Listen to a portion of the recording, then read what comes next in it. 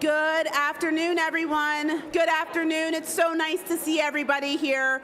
One of my favorite conversations that the Columbus Metropolitan Club hosts on a regular basis is conversations that focus on community, and especially our nonprofit partners, because the warmth that you bring into the room is contagious. So thank you so much for being here today, and welcome to the Forum, a weekly program of the Columbus Metro Club where we cultivate conversations and connections that truly drive our region forward.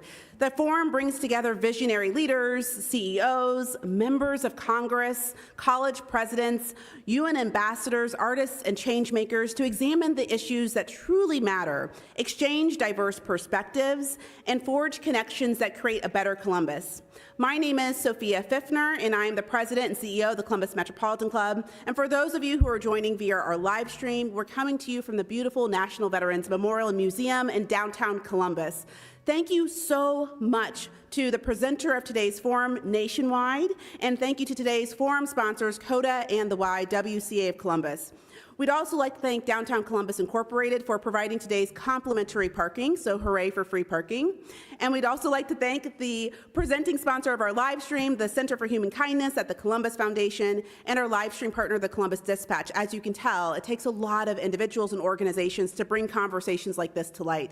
But last but not least, we'd also like to thank our wonderful, beautiful partners, the National Veterans Memorial Museum, for hosting us. Every single CMC forum takes a village, and I'd like to give all of those partners a round of applause.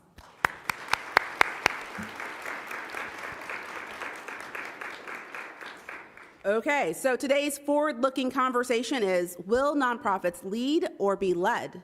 In a time of uncertainty, nonprofits must decide, will they lead change or be led by it? With today's panelists, we'll explore how Central Ohio nonprofits can become stronger by relying less on unpredictable funding sources and take more control of their individual and collective futures.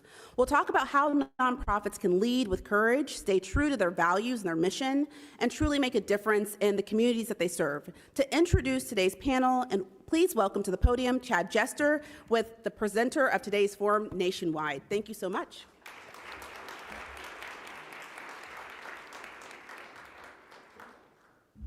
Thank you, Sophia. So you heard the title, will nonprofits lead or be led? I think I know the answer to that question. At least I have an inclination. What do you guys think? What do you think, lead or be led? Well, we're going to find out. Yeah, I agree with lead, whoever just said that. We're going to find out from the panel today how they will respond to the question, because this is a moment in time where leadership matters probably the most for our community. We've got great leaders in this city, outstanding leaders in the nonprofit sector. This is a representation of the leadership that we have, but they've got tough jobs. They need to lead within the community, lead their organizations, keep their talent all head in the right direction while they're serving clients with very significant needs. So usually for forums, you'll hear somebody like me say, please hold your applause until we introduce all the panelists. I'm not going to say that today. I'm going to encourage you to applaud for each panelist as they're introduced, because they deserve your recognition. So let's start at my far right, your left, Ann Bischoff, Star House.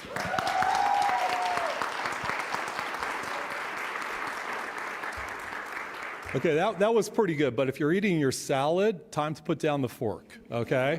So next, Liz Brown, YWCA. That was pretty good. That was pretty good. We're almost there. Not quite, though. Rachel Lustig, Lutheran Social Services. Oh, Yaman, that was your time to yell a little bit more. Okay. And last, certainly not least on the panel, Densil, Porteous, Stonewall. So thank you, panelists, for being here today. They're going to share their insights on what they're doing to lead how they're partnering together, things they see coming in the marketplace. Again, this is moment in time, but we've got to be thinking to the future. So what's great about today is we have a moderator who's going to lead the conversation, who is also a nonprofit CEO, Brandi Al-Issa from Habitat, and my team and I were just out volunteering at Habitat. I told Brandi and Jeremy that I'm still sore from last week. But if you haven't done it, give volunteerism with all of our organizations a shot. They need our support. So with that, Brandi.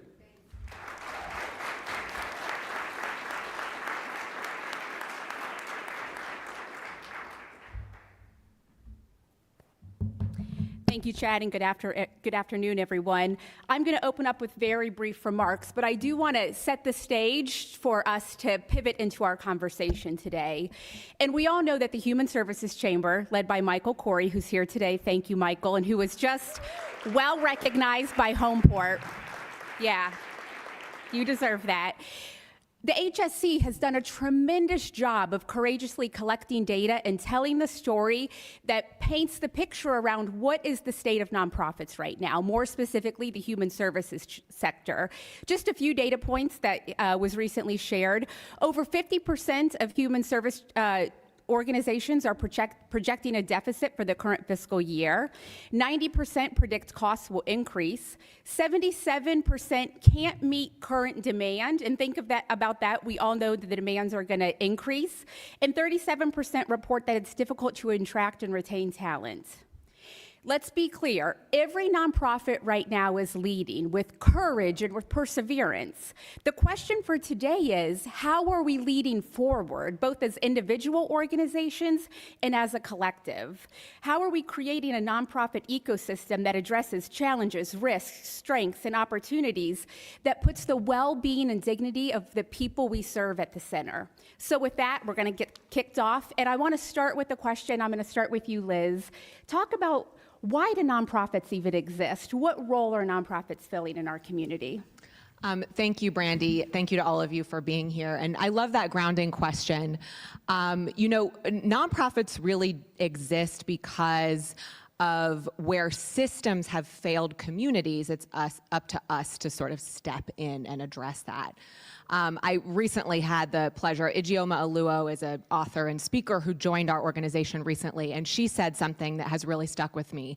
We were talking about systems change, and she said not to confuse harm reduction and revolution and the role that nonprofits play in harm reduction.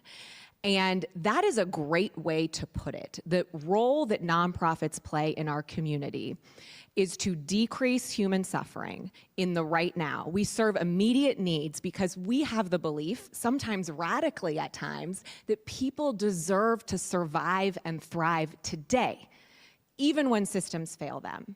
That is the task and the honor that nonprofits have to fulfill. It's sacred work. But I think what is a challenge sometimes is that we confuse that harm reduction with systems change, which is not the same thing. And nonprofits can't solve all the systemic inequities that exist in our communities. We are here to treat the harm that is occurring. And so we're one part of an ecosystem. We are one part of an ecosystem that also needs to step up and ensure we are changing the systems that have failed us in the here and now. Anyone want to add on to that? I'll add something. Good afternoon, everybody. Thank you, Brandi, for hosting us today. As Liz was sharing, I was thinking about the historic pendulum shift that we've experienced. So we know historically the pendulum has shifted back and forth between what used to be the faith-based community carrying the weight of support for human services, and there was a hard shift back to the government back in the 1960s with the war on poverty. Michael Corey pointed that out at a former forum here with us all.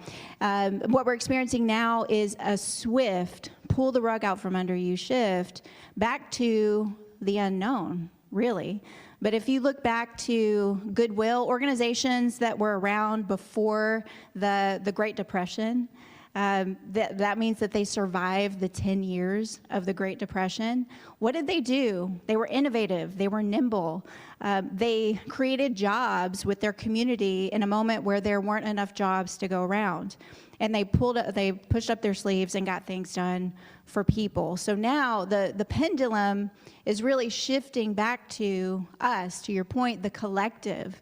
I love what the faith-based community is doing with Yes in God's Backyard, what FRAC, the Funding Review Advisory Committee, is doing to take a deep dive and understand revenue, to find new sources of sustainable revenue for human services in our community. And nonprofits ourselves are going to need to lean in and create new sources of sustainable revenue for ourselves through enterprise. But it doesn't just stop there. Funding alone isn't going to get us through this moment. It's also going to take getting back to the roots. I was at an event last night where Council President Hardin shared a remembrance of chicken dinners in churches and fellowship halls in the days of yore.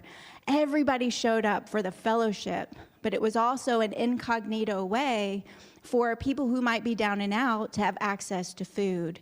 And so with this hard shift back to the unknown, my hope is that that mindset we may have had because we knew the government was taking care of food and shelter and all those things, that now we will see our value in supporting people in need in our community, and we're no longer off the hook. So at the very least, I hope there's a significant silver lining that really empowers people to get back to helping the people. So would you all say, do you think that nonprofits are at a position where they're having to reinvent themselves a little bit based on where we've been, what we've seen, what you just talked about, Anne? Like, are we in a period of reinvention? If it's okay, I'll take a stab at that. Yeah, please. Thanks, Brandi. So Lutheran Social Services made an announcement on Monday that's a little relevant to this discussion. Is we made the announcement that we were selling our skilled nursing facility and 2 assisted living facilities. These are programs that have been with Lutheran Social Services for several decades. It was a very strategic decision that we made in order to be able to focus our efforts. What our community knows us for here is often faith mission, choices, our homeless shelter and the domestic violence shelter that we provide. Well, we also provide, we have a federally qualified health center and a rather large food pantry network. And while we were balancing that wide range of diverse programming in an era of rapid change, we realized that it was difficult to provide the support to be able to keep those services quality and to keep our staff supported in the way that they needed to be able to do. So we had to, as you called it, reinvent ourselves, or we're in the process of reinventing ourselves to really take this position to say, the area where we are most needed is the area of homelessness, domestic violence, affordable housing, community health, and food assistance. And by acknowledging that and driving change, it is our hope that, to Liz's point, where we cannot just provide the service, but we have the space and the breathing room as an organization to be able to recognize those systematic inequities that exist and drive change for the sacred stories of people that we are serving so that we can advocate on their behalf to help shape our community to be the type of place that it needs to be for those who are on the margins. Yeah, thanks so much, Rachel. And I think that's hard, especially in nonprofits, to say no to things or let go of things. At Habitat, we've been talking a lot about Jim Collins's hedgehog model. Like, really, what's our core business? What should we be focused on that we can be the best at that wouldn't be there if we weren't doing it? Densil, did you have something to add? Please. Pause. You can hear me? Okay, great, wonderful. It was like a delay in the beginning. Good afternoon, everyone. I think when I think about sort of how I stepped into the Stonewall organization in the middle of the pandemic or the beginning of the pandemic, the quietness of the pandemic allowed and gave me the opportunity to do some deep sort of understanding of the organization. I say the quietness of the pandemic because no one was in the office, we had lost some team members, income had slowed down, people weren't just giving the same way. And I think it was that moment of realizing that we had to rethink how we were supporting our organization and the programs that we were creating and hoping to support. The sort of beginning of diversifying streams of income, right? So we started to look at how are are we fundraising? Who's giving us money? How are we paying our team members who are not here at the moment? And what is sustainable? I came to sort of the nonprofit space with a business background. And so for me, that was the first thing I thought about was if I was running a business, right, how would I actually make this sustainable if I didn't get money from folks, if the government funding is gone? As an organization, Pride is one of the is our largest fundraising event. So during the pandemic, you don't have Pride, you don't have revenue, and you've got to think about those things. And so, I think we are in a moment where, or we should have thought about this a while ago, versus depending on one sort of source of income. But how do we make ourselves sustainable? How do we generate revenue ourselves? I talk a lot about widget making. What are the widgets that our organizations can create so that we can ensure that we are sustainable moving down the pike? Yeah. Okay, makes complete sense. So we've kind of looked back, we've talked about some of the shifting dynamics. Let's do a real quick lightning round of like a SWOT analysis. So in terms of the collective, the nonprofit ecosystem, what are the strengths? Anyone just chime in. Our proximity to community is a strength, Yeah. that nonprofits directly serve people. So we're uniquely positioned to lead with people at the forefront, Yeah. right? To lead with the needs of people. I think that's a strength. We have constantly evolved to respond to those changing needs in our area. Agility is definitely one of our defining characteristics. For sure. I would say collaboration. And we can't do everything ourselves, so we do depend on partners to get a lot of the work done. Okay. Opposite side of that coin, what are the we that we collectively share or most share? I think it's really hard to be as close to suffering as we are and not want to do more to respond to it. Yeah. I think honestly our weakness is that people expect us to be able to solve the systems work that needs to be done. Sort of going back to my initial question, we actually need everyone in this room to be engaged in systems change. And I think that it's very tempting to say these are nonprofits that are directly serving human needs, so they're also responsible for shifting the ground under all of us. That's core to what YWCA, how we think about our mission, is to be able to do both. But it's not really possible for a sector to do both. And so in some ways, our weakness is that we are expected to solve more than one single sector has the capacity to do.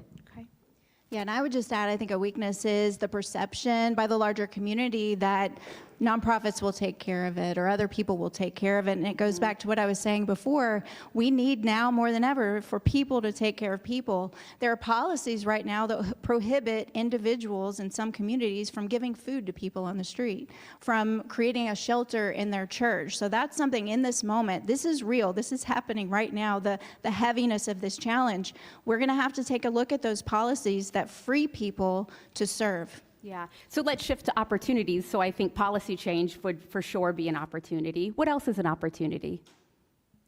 I would say probably removing the perception of competition or the reality of competition. I think if we were able to work closer together, we would see a lot of our our maybe operational costs may be aligned, and there's space to say, come together. Let's see if we can cut back on some In costs. terms of seeing other nonprofits like competitors versus Correct. collaborators. Correct.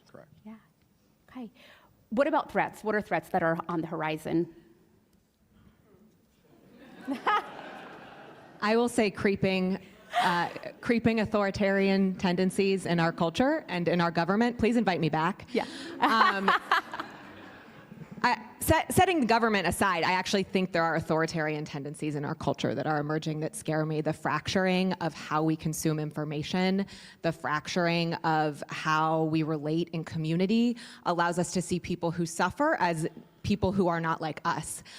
I believe that if we thought every child in the world deserved what our own children deserve, we would live in a utopia, probably. We need to get closer to that. And we are getting further and further from that by day, and it scares me. Yeah.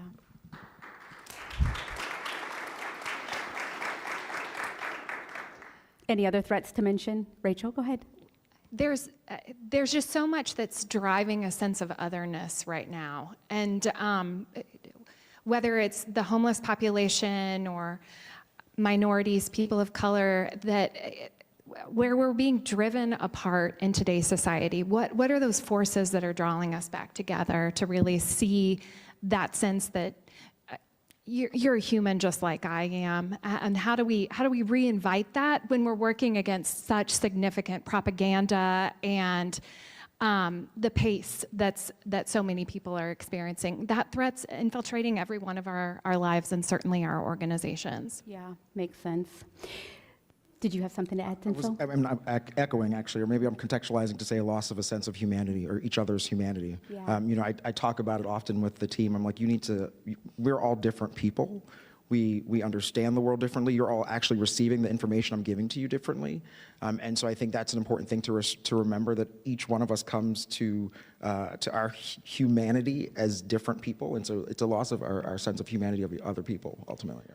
Sorry to take the mic again, but I think it would be crazy not to say funding. The loss of funding is a very, very significant threat. And I think many of us within the nonprofit sector are really struggling to accept the fact that we are going to lose services that save people's lives.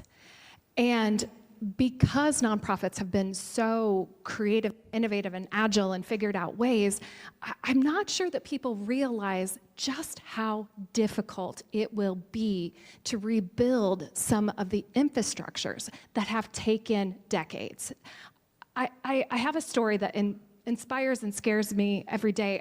When I first started at Lutheran Social Services, we had a client at our faith mission office who attacked and very seriously injured one of my staff members.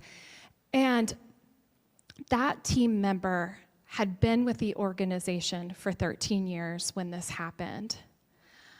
He is now in his 15th year at Lutheran Social Services. And he has taken on a greater leadership role. This person understands the homeless population, has a great deal of empathy and respect, and knew what he needed to do to protect himself in order to be able to come back into the environment. He's also supported by a team that's got an average tenure of 10 years.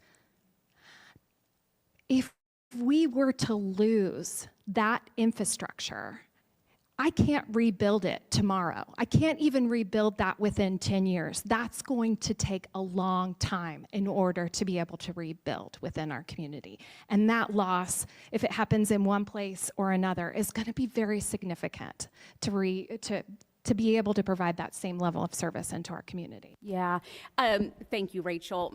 That's going to be a good pivot to the next question I'm going to move to, which part of me doesn't even want to ask because I feel I don't, but I also don't want to assume that I'm going to know the answer. So Philanthropy Roundtable recently released a piece making the argument that nonprofits should not be reliant on government dollars, that you lose flexibility, that you have a bunch of regulations, a bunch of red tape, and it really makes nonprofits go away from where they started, which is Anne talked about, like with the faith-based community. So I want to, can you imagine a world where as a collective, we're not receiving or reliant on government dollars, especially I think the federal dollars? And what are the costs and benefits to that? Sure. We can imagine a world where we don't need government funding. I mean, we can create our own business and support our work in that way. But the fact is that for decades, this funding has been foundational for us. And with very little warning, we found out on July 1 that the state was cutting $1 million a year from our budget. That is disruptive. Other instances of government funding, we were given more notice. The VOCA, the Victims of Crime Act, they told us several years ago when we were receiving $500,000 a year that we could expect a reduction year after year after year. And here we are several years later, $100,000 for this year, but we were ready for it. The impact that this has is the suddenness of the rug being pulled out from under us. And it does give us opportunities, though, to lean more so into these innovations that we've all talked about. Yeah, thanks. I think it also speaks to what our vision of government is and what it should look like. Because my one-word response to what the Philanthropy Roundtable may not be respectful, but that seems ridiculous. Do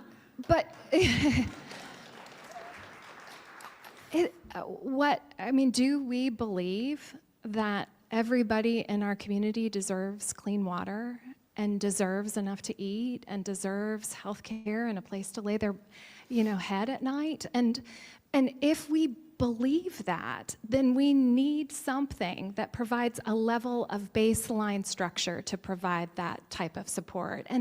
And we have had a very effective propaganda about the inefficiencies of government and the ineffectiveness of government that has been in our ear for 40 years.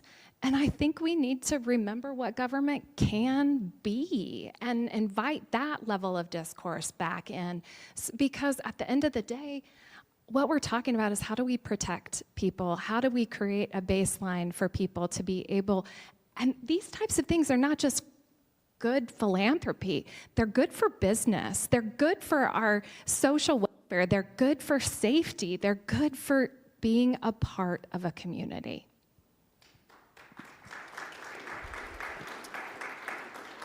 Yeah, I mean, I will add that I think that's an abandonment philosophy, like an abandonment of the work, period. To think that government, that it's better for nonprofits if government weren't to be involved. Because what I have found to be true since I started this work almost 3 years ago is that when the government or the markets, right, pull out of community, it's nonprofits who are there, right? Long past any cameras showing up, it's nonprofits who stay in community, nonprofits who are doing public good. And the fact that this, I loved Anne's history about when government started to really serve these basic needs in the mid-20th century. And that coincided with the civil rights movement. There was social agitation around the idea that systems were broken and we had to behave differently as a culture. We had to think bigger, differently, more equitably as a society. And that's really where this government partnership with nonprofits began. And that is not something to abandon. And actually, I think it is democracy in action that nonprofits help to serve the public good. When I talk about that breakdown in systems, and that's where nonprofits appear, oftentimes those systems have been designed by both government and business. I mean, if we're being clear, and we love a lot of our business partners in the room, but those two structures don't always think about the folks who have fallen through the safety net, and that's what nonprofits are there for. So it is a piece of democracy. I think it is the expression of democracy that nonprofits have been able to partner with government in this way. And so if we abandon that, we are abandoning a really important piece of American democracy, I believe. Okay. Borrowing from Stephen Covey's concept of operating in your circle of control versus your circle of influence and kind of letting things that are in the circle of concern go, Anne, I'd like to start with you.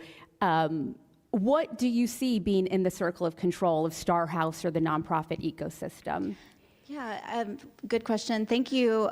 We're so fortunate to have access to data for informed decision making. We're so fortunate to have corporations in our community. I think of a meeting I had last year with Nationwide, where thanks to their forecasting, they were able to help me see more clearly the writing on the wall for all of us in the next couple of years. And in response to that, we were able to sit down with our wonderful dream team. I have members of my dream team here today, and develop a 5-pronged strategy. The first couple are the obvious things: pruning, making cuts in such a way that it doesn't impact services in as much as possible. For us, we were able to trim $1.5 million from our budget this year while actually giving an increase in the number of hours of services for our youth. You can ask me later how we did that. The second thing is fundraising, new strategies. Renee on my team, who's here, our VP of Development, took a look at hidden gems in our donor database. One of those meetings resulted in $250,000 this year that we wouldn't have had otherwise. The other three, the first is taking a look at your assets. So we did an audit of all of our assets, our facilities. We were already renting those out to Ohio State. We asked them to increase their rent this year. They did. But now we have another 26,000 square feet on the south side we'll be able to rent out to the tune of more than $100,000 when we flesh that out fully. The next thing is sharing. Okay, mergers and acquisitions are ill-advised in this economy, but we can share resources to cut costs. We can share one thing we're talking about is sharing a CFO fractionally with another organization in town to support our financial forecasting. We can share facilities, we can share back office. Something that we've been doing since 2017 is a partnership with the Educational Service Center of Central Ohio, where we pay a service fee in exchange for access to their back office HR. There's a lot we can do to cut costs there. And then lastly, enterprise and earned income. For us, we're so fortunate to partner with CMHA and Finance Fund on an affordable housing village in Franklinton. We'll be able to take what we've learned in the affordable housing space to create even more affordable housing for rent income, but we're also going to be looking into market rate housing as a mission-aligned, mission-adjacent way to bring in revenue for the organization. And by the way, I think it's a way to get the suburbs involved in the solution. They're not going to have affordable housing in some suburbs in our community, but they will allow for the creation of a social enterprise luxury housing complex that we can use the profits from which to support the organization and the social services that we're providing day to day. So again, so grateful to be in a community where we have advisors, corporations, and others helping us see the writing on the wall so that we can move forward strategically. That's great, Ann, and it's such a great example of what is in the circle of control for nonprofits, all of these innovative ways to really think about core business, think about opportunities, and think about the way forward. So thank you for that. I will add from YWCA's perspective, in addition to a lot of things that we control internally at an organization, as an organization that we are doing the hard work this year on that front. Another piece that we do control that I want to name is we control our mission. Our mission is in our circle of control. And at YWCA Columbus, our mission is eliminating racism and empowering women. And that mission, there were some folks who thought, is this illegal now? Is our mission illegal now in January? That was a real question. And no, it is not. We have control over the mission that we pursue on a daily basis as a nonprofit. Our team, our leaders, our board has that squarely in our circle of control. So when we face these tough questions, we look back, for me, we look back on the legacy of 140 years of YWCA Columbus, the many, many women who have come before us who have faced and embraced very tough challenges. And so we say, while we are always legally compliant, we have a level of risk tolerance for standing in the mission that we've embraced for 140 years. That this is critical to how we show up in community. This is critical to our own version of both system change and serving immediate need. And so that is something that I'm very proud of our organization for standing up and weathering and not giving up. Thanks, Liz. Thanks, Ann. Densil, how do you see what's in the circle of influence for Stonewall or others? I mean, I lean into everything that's already been said in sort of the conversation about culture within the organization and staying true to your mission. If you don't stay true to your mission, then you can't really do the work or advocate for the extra funds that you see as a necessity. I lean into the notion, again, of collaboration. I think when you're, again, looking at how you can intersect with other organizations to reduce costs for yourself, then you can use that overhead in other places, which is going to be important. Compensation, when we lean into the notion of keeping talent around, it is hard for nonprofits to meet a lot of businesses' salary bands that they have out there. But we have a culture of flexibility that we can potentially lean into. We have a culture of advocacy and excitement that often people are saying, you know what, I will take a couple $1,000s less because I can do this work in such a passionate way. I often talk about the fact that I am excited to be a professional gay, right? Like I get paid to be gay, and that's amazing, right? But I also accept a lot less than my salary because I can also walk out into the world as my truest self. So I think there are these things that we can control in terms of culture, compensation, and how we show up, and connection. That I think we should and hopefully probably lean into a little bit more than we have in the past. I just want to turn to one thing. You know, I think the notion about not being dependent on government funding, it's a true statement, right? Again, I apply things from the business perspective. If you know it's coming, that's fine, but you can't always depend on it. You should never always depend on a thing, right? I'm also Jamaican, so the joke is always you have 3 jobs, right? And so I have a multitude of jobs in relation to my organization. We always have to think about the diversity of the income that's coming in to allow us to do more, right? So thinking about government funding as an offset to the funding that you get from somewhere else is going to really be a critical way to think about it moving forward. But it's a reality, and it's a change that we should have been preparing for a while ago, and now we're forced to sort of step into the space of figuring it out. Yeah. So I appreciate the talk around, like, we control our missions and we can stand in that courageously. Let's shift to talking about maybe controlling our future or our destiny a little bit. So Rachel, I'd like to call on you. Do you have a vision or a picture of what the nonprofit ecosystem could look like? What can we be working towards? Well, I think it goes back to where we started. What we can and should be driving for is that alleviation of human suffering, and both in the programs in which we provide and in our capacity to lock arms with others to build the right community, the right system to drive us forward. So as you were asking the question, I was thinking a little bit, though, about what was within our influence. And I think it relates to our future, too, is that we always have to recognize that we have options. So for one second, there's been a lot of brain research that's been done on people who are living in poverty. And one of the things that they recognize is just how much of their bandwidth or their mind space is being spent on survival. If you are worried about where your next meal is coming from, or you are worried about where you're going to sleep tonight or how you're going to keep your children safe, that takes up most of the bandwidth within your mind. Many nonprofits also sit in the space where they're working, where their bandwidth is on survival. And so as we think about how our vision is forward, we as nonprofits are going to have to think, how do we make sure that we have some headspace to be able to drive a strategic vision forward? So that's one of the reasons that we made the decision that we made this week, to make sure that we can focus on where we have the capacity to be good. Because our programs are going to be able to do quality work. They make a difference in our community.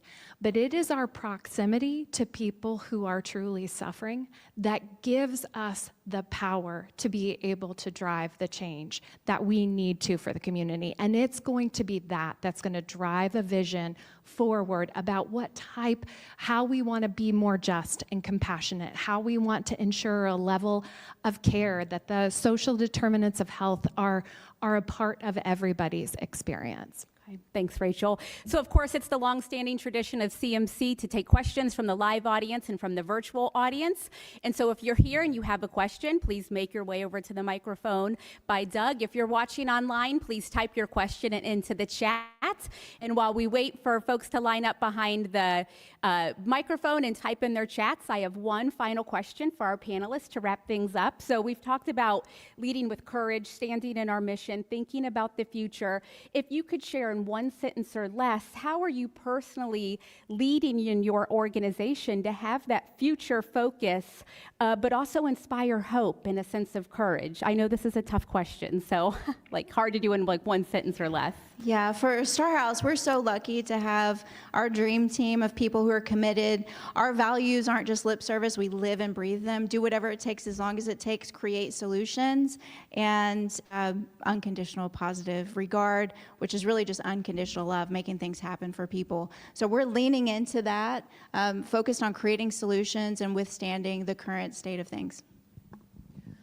I would say the keys for us are leading collaboratively. So I have an awesome team. They are here. There's a lot more of them than just at this table. And being collaborative with our leadership, because it's not a one-woman show over here, right?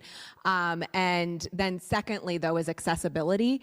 And our leaders in our organization, including myself, really prioritize accessibility when we lead in general, but this year where all of we have about 240 staff, and they all read the news, and they all feel the pinch of this economy and work at a nonprofit and serve people who are deeply in need.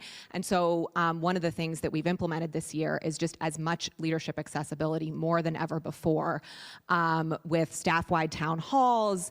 I do open CEO office hours. We do site visits across our 24 childcare sites, just to make sure that people don't wonder where their leaders are, because that destabilizes their work on an everyday basis. Thanks, Liz.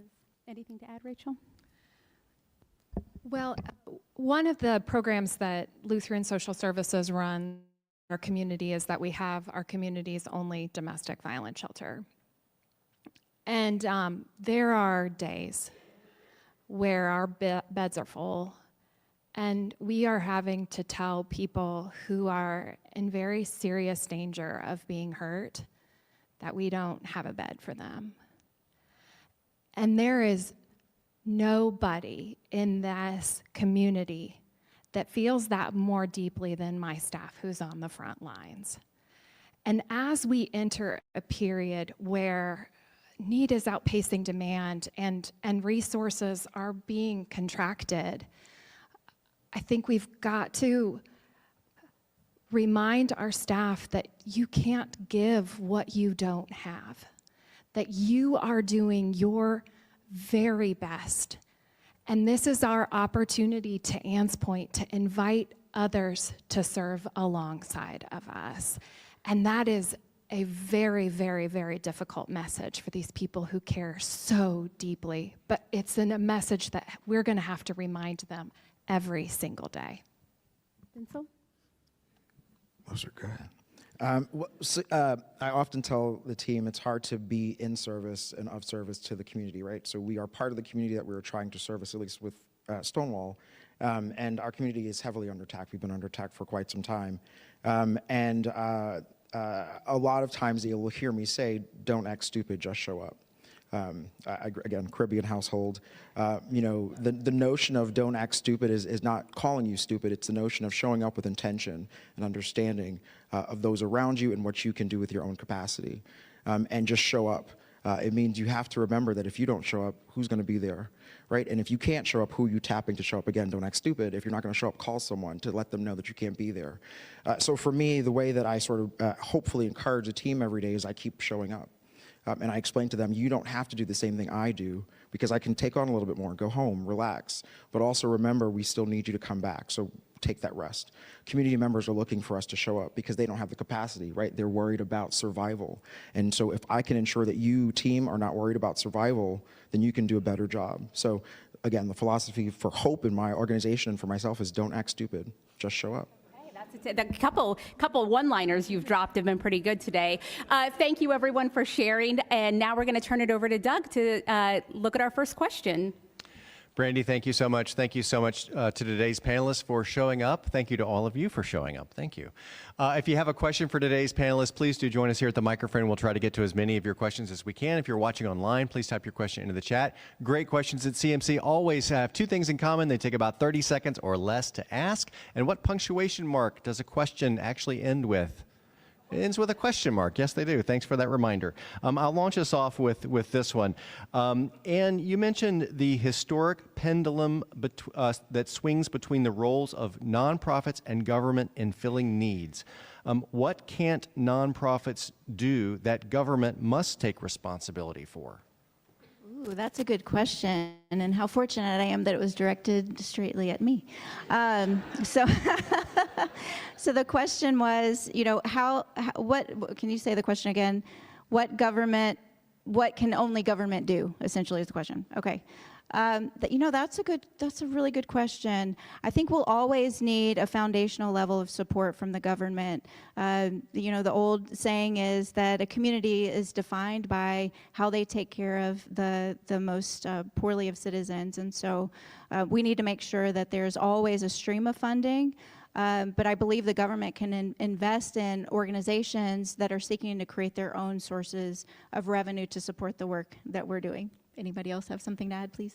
I will just add that I think I agree, and I also think that government does need to be in the business of basic needs, and there are a few basic physiological needs. This is my current soapbox: is that food, water, and shelter, and we fund housing and shelter as if it is a luxury, not a basic need, and that is fundamentally a broken piece of our system in America today. Must change. Hope in my lifetime that it does.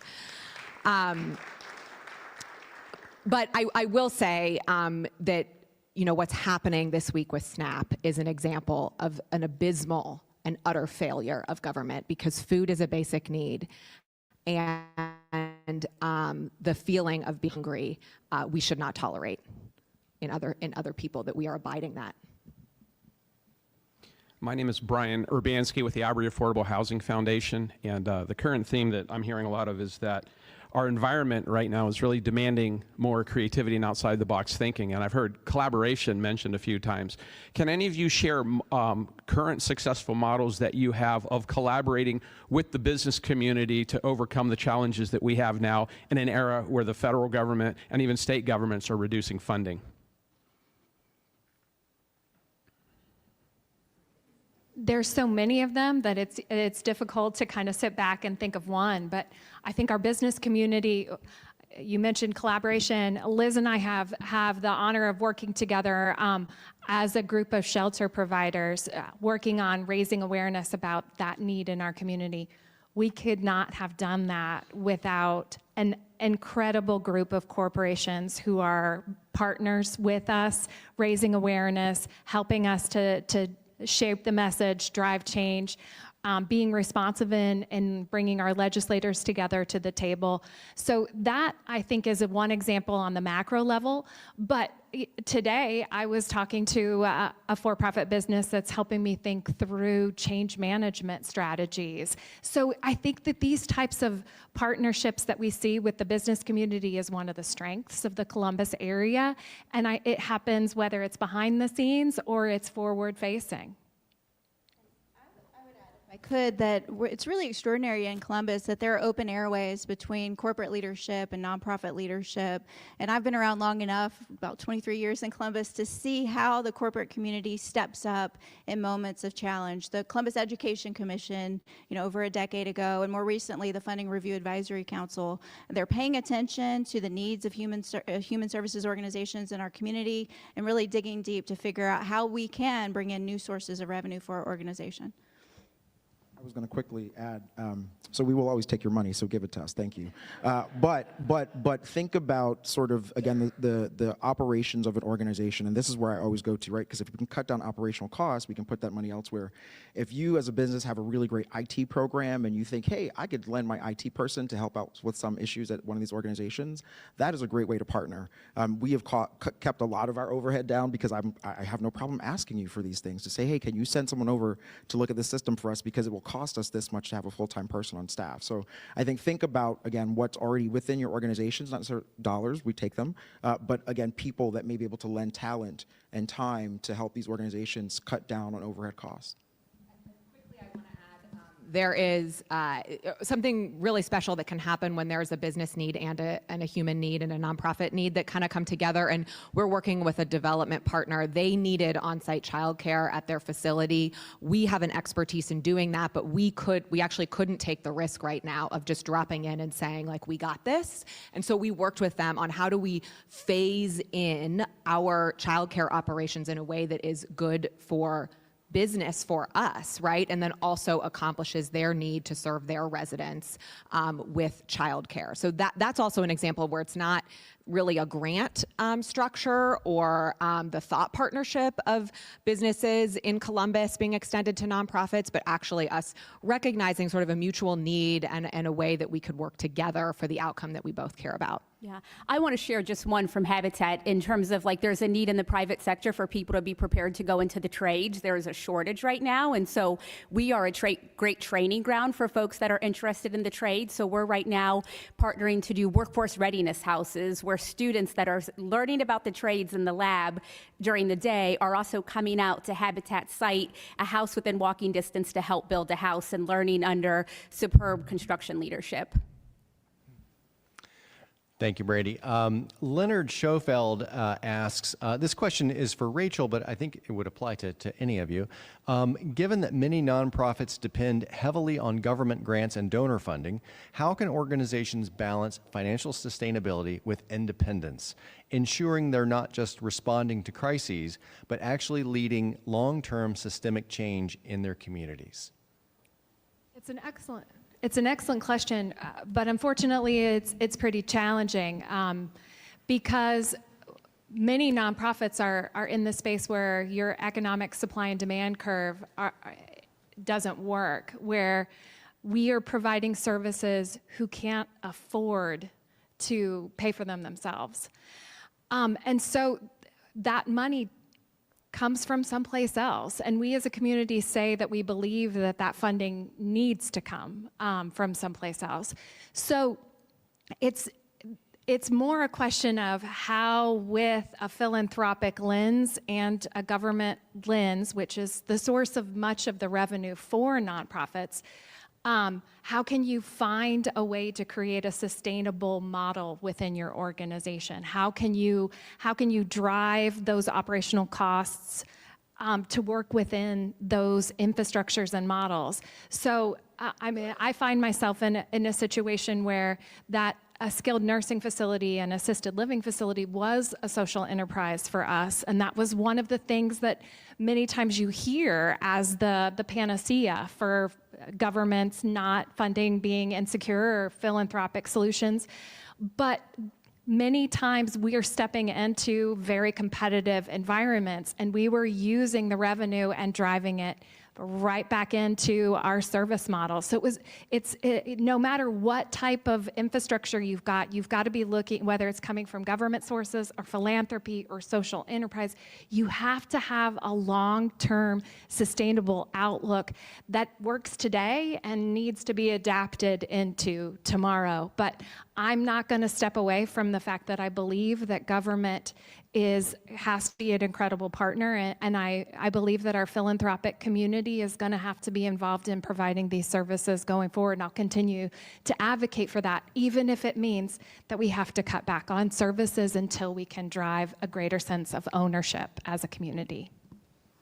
I think we also need to get real about the gap that is here and the gap that's ahead. Michael Corey back in February mentioned that nonprofits in Franklin County received $230 million from the federal government.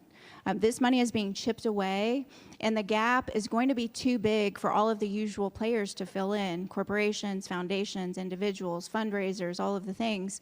And so we need to stabilize now, make those strategic cuts, fundraise like all get out. Yes, we need everybody to step up, but I believe we're also going to need to move more fully in, like I've said, into the earned income and social enterprise space to fill this gap, and we need to be nimble as 501c3s in achieving that long term.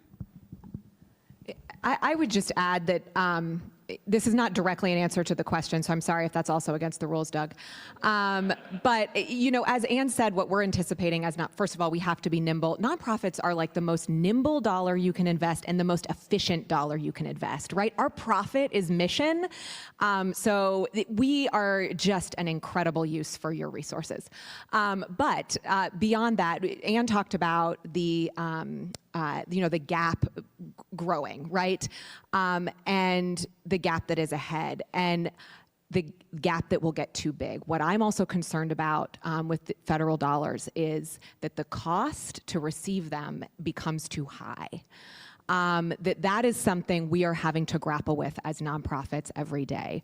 We have 91 women that we house in downtown Columbus. They are formerly homeless and have some kind of, have a certified disability.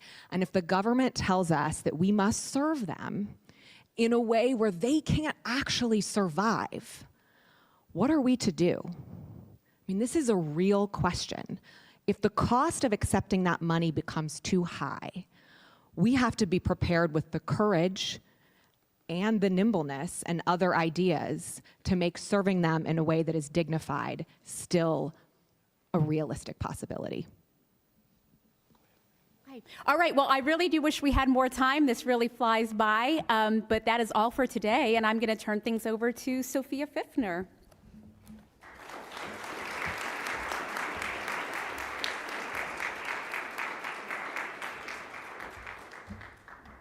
All right. Well, one, I hope that everyone found today's conversation illuminating. As a nonprofit leader, I can tell you I am so inspired by the discussion today. I feel that Columbus is in good hands, that we have nonprofit leaders, not only here on the stage, but also in the audience, who are level-headed, who are innovative, who are thinking about nimble solutions, diversifying their revenue streams, having courage to ask hard questions, but most importantly, they're so focused on our shared humanity as a community. As we all know, it takes every single neighbor here in Central Ohio to make Columbus and all of our surrounding counties an exceptional place to live, work, play, etc. But if we're not thinking about individuals who need our help the most, then who are we? So one, thank you. I'm so grateful for today's forum's partner and presenter nationwide. Thank you so much for your support. Thank you to today's forum sponsors, CODA and the YWCA of Columbus. Thank you to Downtown Columbus Incorporated for providing complimentary parking. And thank you to the presenting sponsor of our live stream, the Center for Human Kindness at the Columbus Foundation, and our live stream partner, the Columbus Dispatch. And most importantly, thank you to the National Veterans Memorial Museum for hosting us.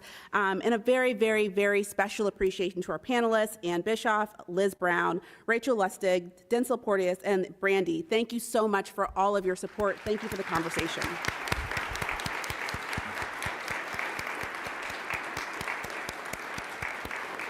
So, riffing on Jamaicans have 3 jobs, I am also Jamaican, and I am very excited that I have a couple of students in the audience today, but I think education is really important. So if you're super excited about today's conversation and you want to learn more, the Columbus Metropolitan Library recommends reading Chasing Success, The Challenge for Nonprofits. If you ever want to have a book recommendation from me about nonprofits, happy to share.